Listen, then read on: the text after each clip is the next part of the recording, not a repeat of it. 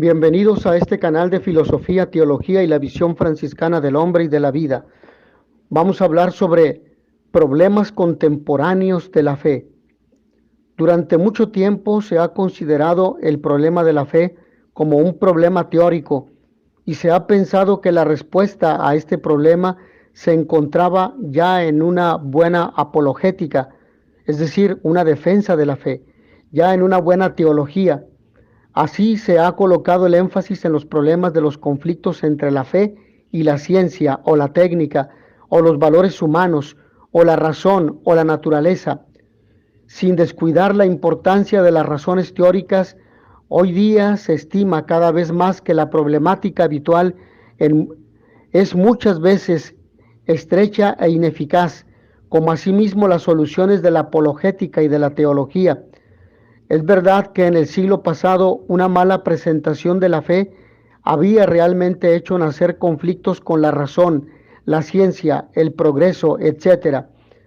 Pero estos conflictos teóricos están ahora sobrepasados y no dan lugar sino a combates de retaguardia. Es verdad también que de estos conflictos anteriores, nuestro mundo actual ha recibido en herencia colecciones de objeciones, de críticas y de dificultades contra la fe. Se continúa de generación en generación repitiendo siempre las mismas objeciones. Se las puede refutar 100 veces, ellas renacen siempre. De hecho, después de Fontenelle y Voltaire, no han variado en nada. Podríamos aún refutarlas 100 veces, ellas servirán siempre. Creemos en efecto que no se trata allí sino de razones teóricas, que no son las verdaderas razones de la incredulidad. Lo que no quieren creer más, o los que no quieren creer más, las utilizan para defenderse contra los cristianos y para aproblemar a los apologistas empecinados. Démosles las objeciones clásicas. Se turbarán, les haremos perder tiempo. En el fondo son trampas para desembarazarse de adversarios molestos. Si se les refuta, se darán otras. Como la lista de las objeciones tradicionales es bastante larga, se necesitará mucho más tiempo para refutarlas todas y se espera que los defensores ingenuos de la fe se desalentarán antes de haber terminado la serie. De ahí que la discusión de las dificultades teóricas contra la fe sea tan vana, tan inútil a menudo. Dejarse sorprender es caer en la trampa del adversario. Es casi o en casi todos los países de tradición católica, las verdades o las verdaderas razones de la incredulidad contemporánea ya no se encuentran en las filosofías no cristianas. No es común que se abandone la fe porque se está convencido de la verdad de la filosofía marxista o de la verdad del existencialismo ateo. En general se ha decidido no creer más antes de admitir la verdad de esta filosofía. Por otra parte, se llega a ser marxista, masón u otra cosa más a menudo para encontrar un sistema de vida que para encontrar la verdad. Esto explica también por qué a menudo es inútil refutar las filosofías ateas. Los motivos de la incredulidad son más profundos, o al menos más personales. Las filosofías son mantos con los que se reviste luego para salvar la apariencia y darse importancia. ¿Por qué, pues, hay tanta incredulidad en los países de tradición católica? Conviene desconfiar de las razones que dan los mismos incrédulos. Cuando ellos dan sus razones, siempre hay mucho de agresividad, mucho de apología personal, mucho de resentimiento para que se les pueda creer. La situación de un incrédulo en un país de tradición católica es siempre una situación sentimentalmente compleja. Lleva consigo siempre complejos de defensa o resentimiento. El incrédulo se siente juzgado, condenado y condenado severamente. A priori se puede suponer que no le será posible decir serenamente sus razones, aun cuando él adopte el tono de la seriedad o serenidad. Se puede suponer una serenidad forzada, una serenidad fingida. Se trata pues de alguien que se siente acusado de no tener la conciencia en paz. Le corresponde pues demostrar que tiene la conciencia en paz. Por otra parte, No es del todo cierto que los incrédulos, hablamos siempre de países de tradición católica, sean muy conscientes de los motivos de su incredulidad, es decir, de los motivos últimos y verdaderos. Es por esto que es necesario interpretar con prudencia las encuestas sociológicas. No se puede jamás tomar literalmente las declaraciones hechas en las respuestas a las encuestas. Si los testimonios recogidos invocan tal o cual objeción, no se puede concluir nada en cuanto a su verdadera psicología. Si, por ejemplo, 50% de la respuesta dicen que el motivo de la incredulidad es la incompatibilidad entre la ciencia y la fe, no se puede concluir que en el 50% de los casos esta razón es de hecho una razón de la incredulidad. Todo lo que se puede concluir es esto: cuando se pide a la gente las razones de su incredulidad, en el 50% de los casos ellos responden que es la incompatibilidad entre la ciencia y la fe. Esto no nos da ninguna luz sobre la psicología real, sino solamente sobre su comportamiento frente a los encuestadores. Traemos a colación estas consideraciones elementales de crítica histórica para colocar en su verdadero lugar los métodos sociológicos y para que no se pierdan de vista sus limitaciones. Para comprender a los incrédulos, no podemos partir solamente de sus declaraciones, mucho menos de sus declaraciones públicas. Señalemos en primer lugar algunos hechos de observación general y común. Se puede verificar que es lo más frecuente cuando se declara una crisis de la fe, que haya un conflicto con el sistema eclesiástico y en particular, de una manera muy especial, con el clero. Esto es muy importante, pues es muy probable que el conflicto religioso y la rebelión contra la fe no sean sino la consecuencia muy a menudo de un conflicto con el sistema eclesiástico. A priori se puede esperar esto. En un país de tradición católica, el clero representa una autoridad social conocida de todos y que se muestra públicamente. Sería el caso de analizar de una manera sistemática todos los componentes psicológicos de un medio en que se impone así una paternidad espiritual tan visible. ¿Cuántos factores inconscientes, resentimientos turbios no provoca el clero, nada más que por su existencia como cuerpo público?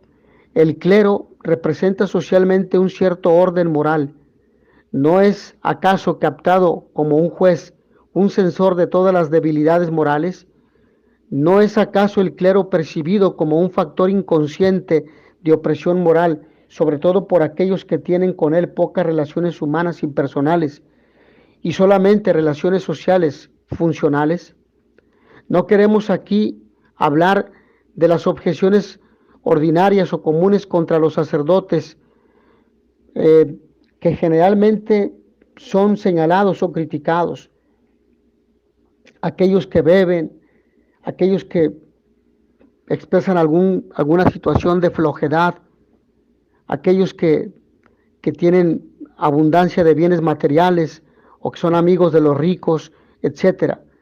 No es el sentido ese. En realidad, el resentimiento contra el clero no tiene mucho que ver con las virtudes reales de éste. No debemos dar mucha importancia a estas objeciones, que no son sino razones conceptuales dadas para justificar un resentimiento inconsciente, más profundo y más difícil de definir. Es muy poco probable que, si el clero tuviese más virtudes, recibiría menos objeciones. Son a menudo los sacerdotes más pobres a quienes se acusa de ser ricos, etc.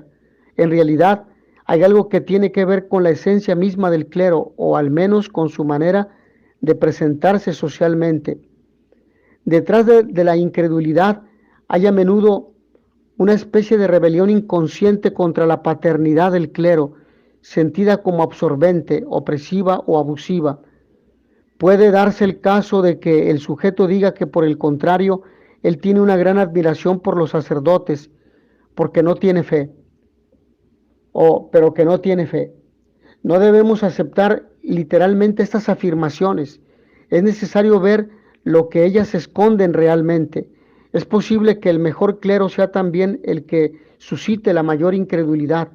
El problema es saber por qué. Sería tal vez necesario ver si no se impone más discreción social del clero, una especie de ocultamiento aún en las instituciones eclesiásticas. Se trata de una discreción que afectaría tanto las figuraciones públicas del clero como su estilo, la manera de hablar y de escribir, la manera de juzgar. En pocas palabras, que afectara toda la herencia clerical como fuerza y paternidad social que nos ha transmitido el pasado de los países de tradición católica. No exponemos esto como un juicio definitivo, sino como un objeto de reflexión y de estudio. Una segunda consideración previa es la siguiente: la crisis de la fe y la adopción de la incredulidad, las más de las veces ocurren en situaciones bien definidas de la vida concreta. De hecho, se comprueba que la incredulidad en la mayoría de los casos tiene su origen en las situaciones siguientes: la crisis de la formación de la personalidad de los adolescentes, la entrada al trabajo en los obreros o intelectuales y también la iniciación en el matrimonio. Más allá de estas circunstancias, es muy poco probable que se dé entre nosotros un problema de fe, o bien se permanece en la fe y la práctica religiosa, o bien se permanece en la incredulidad. Esto nos hace pensar que no se trata directamente de un problema de la fe, sino más bien de un problema de la vida. La dificultad en creer estará ligada a una dificultad de adopción a la vida, o mejor dicho, de adaptación a la vida. Veamos esto un poco más de cerca. En nuestra sociedad urbana actual, los jóvenes están visiblemente abandonados a su suerte para resolver los problemas de la vida. Veamos el problema de la adolescencia. Consiste para ellos en encontrar el equilibrio de su personalidad, en el integrarse en su vocación personal y en la sociedad, e incluso, por ejemplo, en familias que muchas veces están fragmentadas porque los padres tienen que trabajar muchas horas para lograr el sostenimiento de la familia. Al mismo tiempo, consiste para ellos en encontrar este equilibrio de su personalidad, en el integrarse en su vocación personal y en la sociedad. Ahora bien, cada vez más los adolescentes deben resolver sus problemas solos y abandonados a sí mismos. La autoridad de los padres, de los profesores y de la sociedad es cada vez más frágil, más débil. Recordemos que las instituciones están en crisis y la familia es una institución y también ella está en crisis. Asimismo, la escuela ha perdido autoridad. Sexualmente, los adolescentes son abandonados al despertar de sus sentidos y de su conciencia sexual. Son abandonados a las solicitaciones exteriores multiplicadas sin freno y sin control por la publicidad comercial, a la cual ya no reprime más una autoridad social que ha llegado a sentirse avergonzada de sí misma. Los adolescentes se encuentran ante una tarea desproporcionada. Cómo ellos, prácticamente sin ninguna ayuda, salvo el caso poco común de familias responsables o de movimientos de juventudes, podrán resolver solos la tarea de su integración sexual en el orden y la moderación. ¿Cómo van a prepararse al matrimonio? Por el contrario, ante una tarea tan difícil, ocurrirá a menudo que se rebelarán contra una situación imposible. Deber ser castos en un mundo que les condiciona, que les orienta a una perspectiva pansexualista y que, por lo tanto, no les ayuda. La rebelión ante esta tarea imposible, sentida confusamente o vivida inconscientemente como tal, termina en una actitud de rehusarse a creer.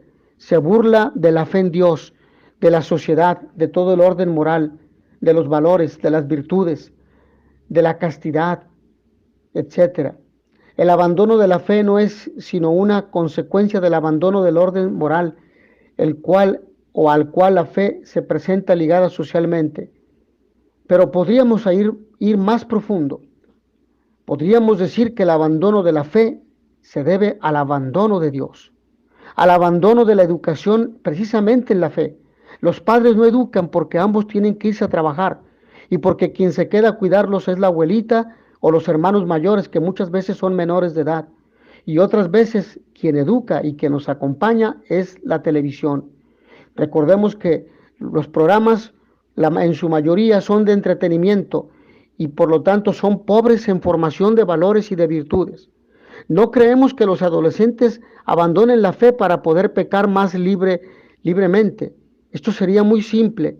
No creemos que los adolescentes en general quieran ser impuros, pero se debaten en una lucha que los sobrepasa y que no comprenden. Se rebelan contra la iglesia porque les parece que ésta les impone un combate imposible. Se defienden en el escepticismo y cada uno busca un modus vivendi, hecho de concesiones a los vicios y de último refugio del ideal de pureza. El adolescente conoce también el problema de la vocación y de la integración en la sociedad. Concretamente, este será el problema de la profesión. También aquí aparece el adolescente abandonado a sí mismo. Se siente débil y desarmado en un mundo cuya ley es cada uno para sí mismo, una especie de anarquía y niquilismo. Así le han hecho creer. Nada tiene sentido y vive apresuradamente.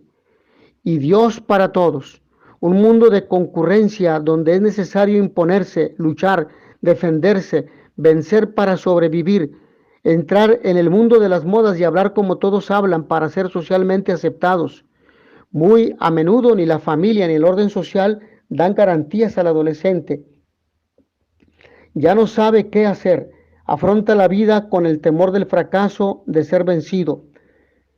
Él vive en la angustia de los exámenes, de las concurrencias, de las barreras sociales, en este mar de redes sociales, en este vértigo de comunicación que lo llena y lo vacía.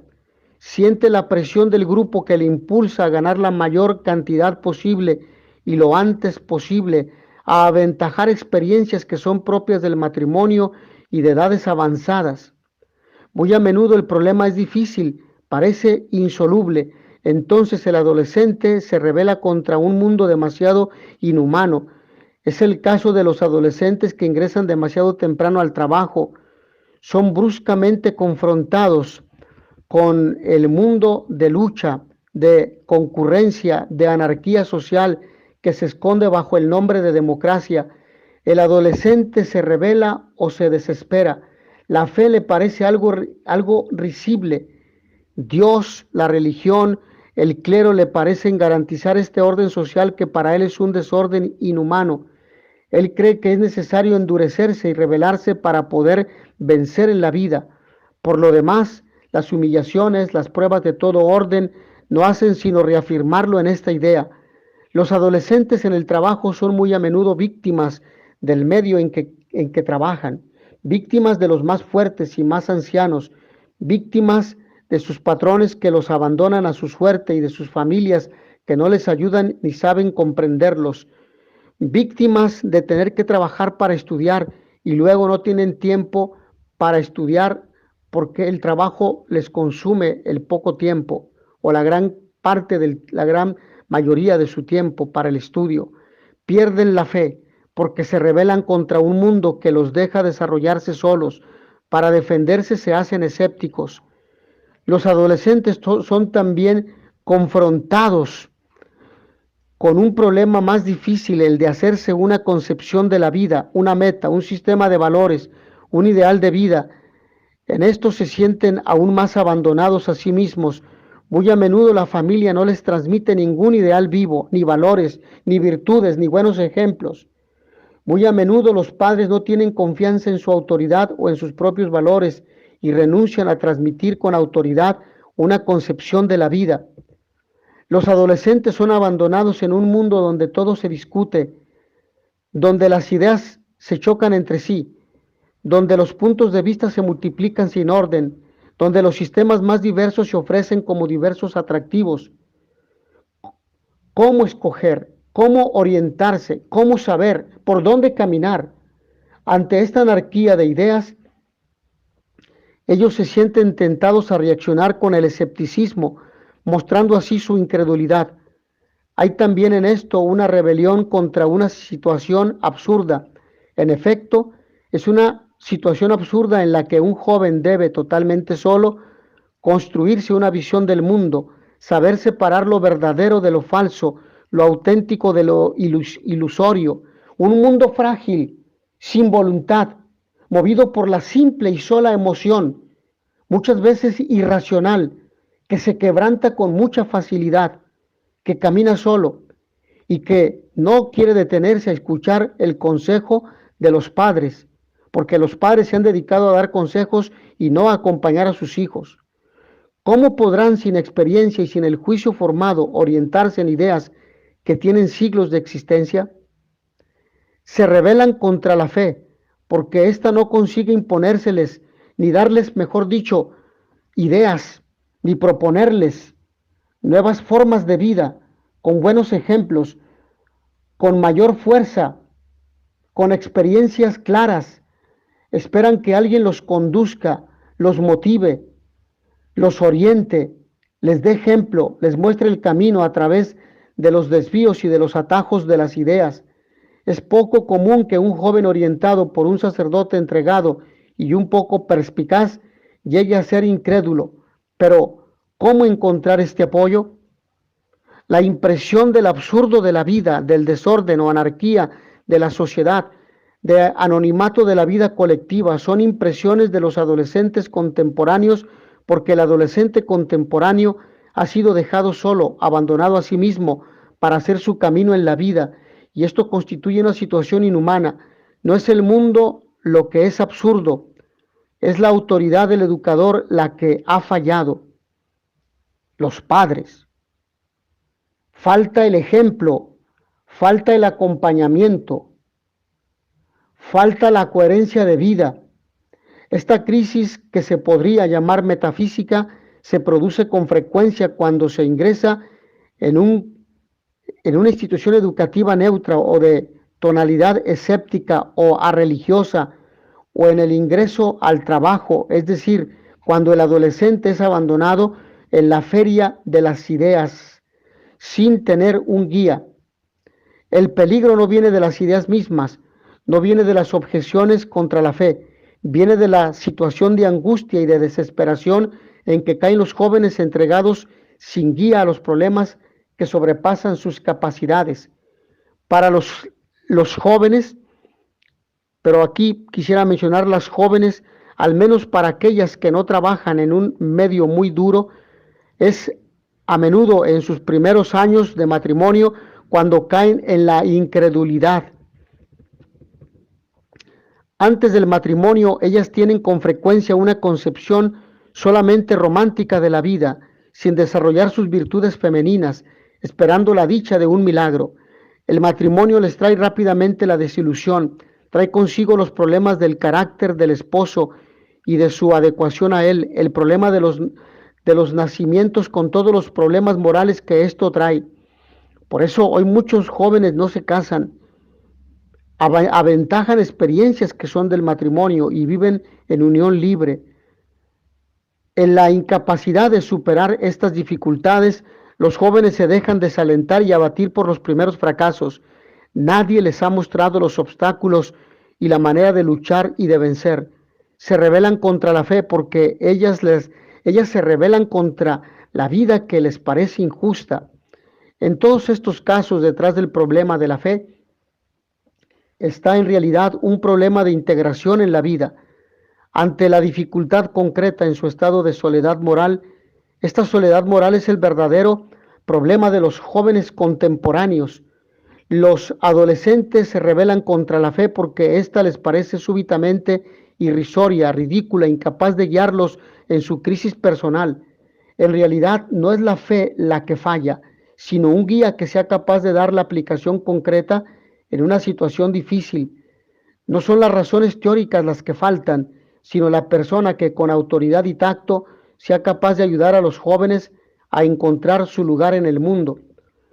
El conflicto con la iglesia se produce porque la iglesia tiene la apariencia de un poder establecido, seguro de sí mismo. Así lo ven muchos. El clero no tiene problemas. Su convicción, su seguridad, la soltura de la iglesia en el mundo parecen una ofensa a quienes luchan en la confusión. La tranquilidad de aquellos que profesan su fe se vuelve contra ellos. Sin duda los hombres en crisis no saben exactamente lo que pasa en ellos. Para expresar su resentimiento, ellos adoptarán las primeras objeciones que su medio les proporcione. No les faltará jamás un periódico, un amigo, un folleto de propaganda que les entregue los elementos para alimentar su rencor. La crisis toma proporciones dramáticas cuando afecta a una clase social en su totalidad. Se llega a que miles de hombres viven simultáneamente, unos al lado de otros, en el mismo medio, una crisis de integración y que han de llevarla con la misma impresión de abandono y de confusión. Entonces nace la conciencia de ser los condenados de la tierra. Es el caso de la clase obrera que se forma a partir de los campesinos desarraigados, muchos de ellos llevados a la ciudad. Todos los problemas aparecen simultáneamente: encontrar trabajo, hacerse una situación, encontrar valores, reencontrar su camino en el choque de todas las ideas que circulan en la sociedad, encontrar una preparatoria o una universidad del Estado con educación gratuita, o encontrar una escuela de nivel medio superior o nivel superior que les permita seguir estudiando, es decir, que tenga un costo económico adecuado a su capacidad económica. Ahora bien, con mucha frecuencia estos problemas permanecen mucho tiempo sin solución y la sociedad parece indiferente ante ellos. Clases sociales enteras viven en este momento una crisis de adolescencia y la resuelven con la rebelión. La rebelión contra la fe es una forma de la rebelión contra la sociedad. En estas clases sociales la religión parece una clase artificial o una cosa artificial, una teoría sin valor real, sin aplicación, una burla de la miseria humana, una ofensa para los que luchan, como esas estatuas de la Virgen con una sonrisa inerte sobre un pueblo que sufre y gime. Así lo ven. Sin embargo, recordemos que estas imágenes nos conducen a motivar la fe de un pueblo que camina solo, a veces sin pastores, un pueblo que camina en la soledad y en la pobreza, sin la oportunidad de estudiar, sin la oportunidad de una historia mejor, sin la oportunidad de un trabajo mejor remunerado, sin la oportunidad de estudio a bajo costo o incluso gratuito, como se presume en muchas constituciones de muchos estados.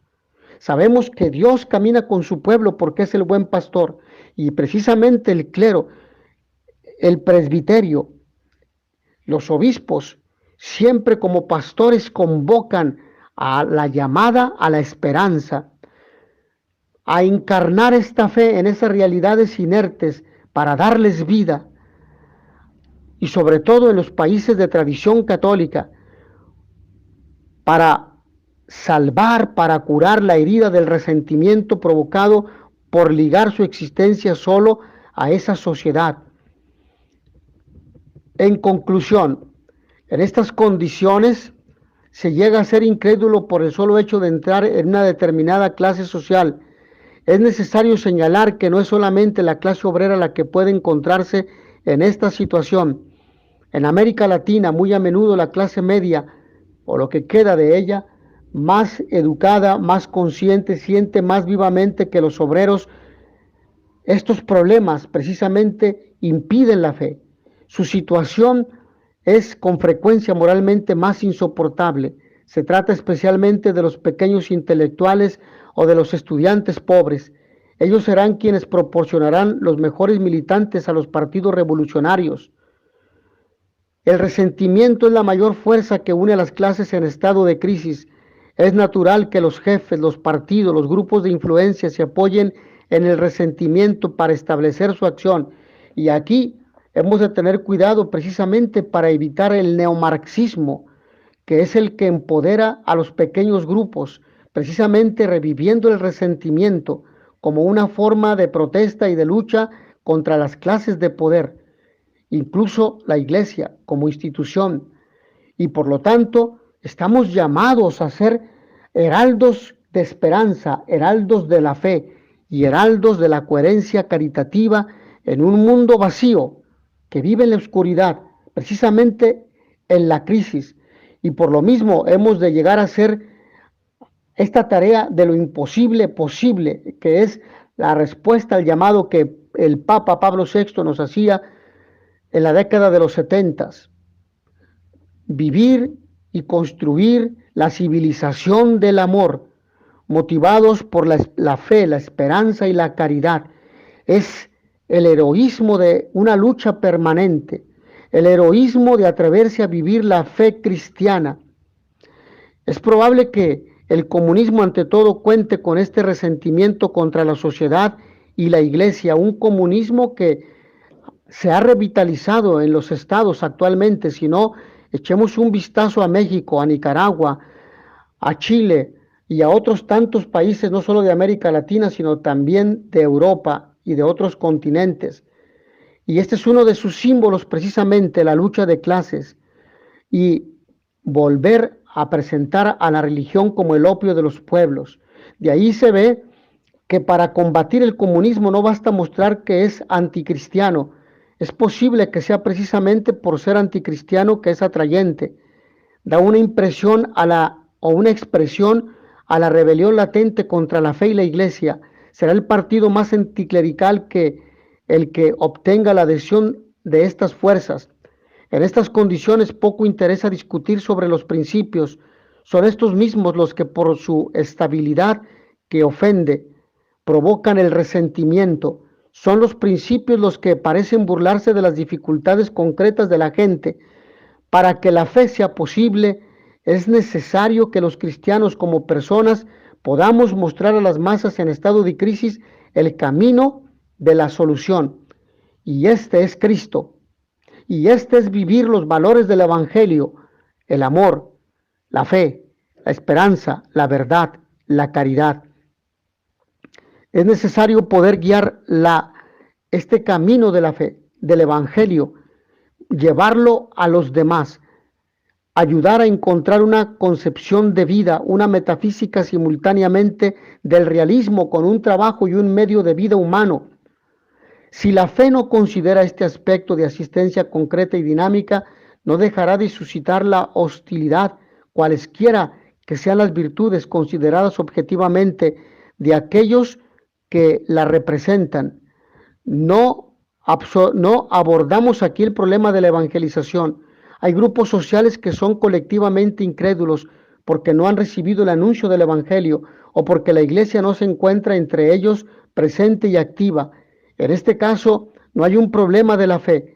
La gente no se niega a creer. Ellos no conocen nada. El problema no consiste en superar su incredulidad, sino más bien en llevarles la fe.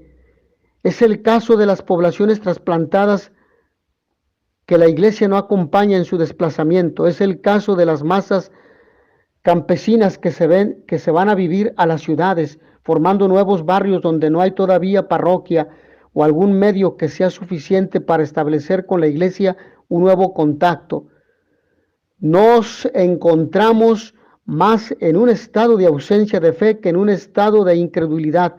Con frecuencia nos encontraremos también ante un estado intermedio entre los dos que hemos mencionado anteriormente.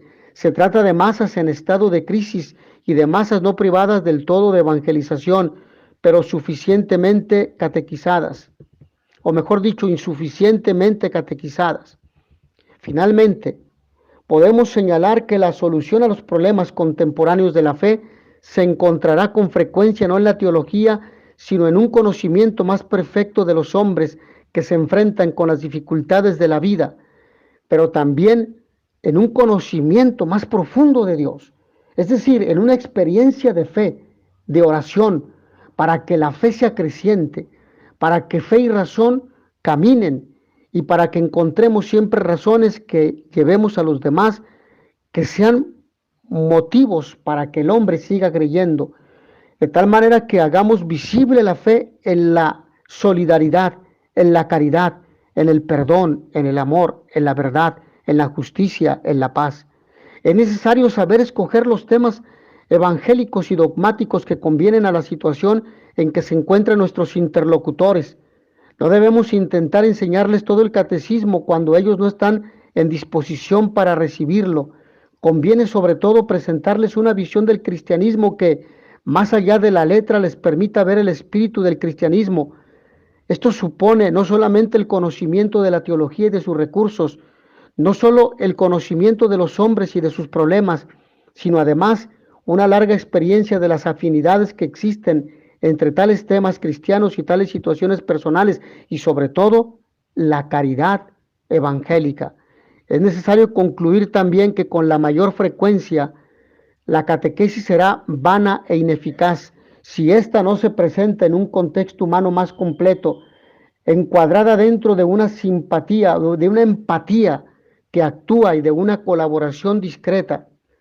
Cuando se trata de clases sociales en estado de crisis, en estado de rebelión latente, no es posible presentar el Evangelio sino en el cuadro de un movimiento social que compromete la sensibilidad, las aspiraciones, las inquietudes y la acción de los hombres. Aún más, es necesario que este movimiento muestre visiblemente el mayor entusiasmo, la mayor dedicación y la mayor sinceridad al servicio de los hombres, particularmente de aquellos que sufren, de aquellos que se sienten solos, de aquellos que están abandonados, de los pobres, de los enfermos.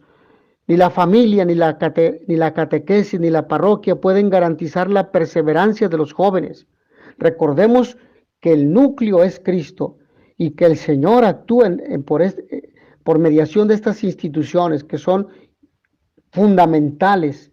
Familia y parroquia deben trabajar juntos. Evangelización y catequesis deben continuar su labor. Si el problema de la fe es con la mayor frecuencia en los casos concretos un problema de vida, la solución será para los casos concretos una concepción concreta, práctica de la vida vivida realmente con los hombres que ya han encontrado la fe en el equilibrio y en el equilibrio en la fe. Mis hermanos, que a todos ustedes el Señor los bendiga y les dé la paz. Y notitia veritatis proficere, pax et bonum.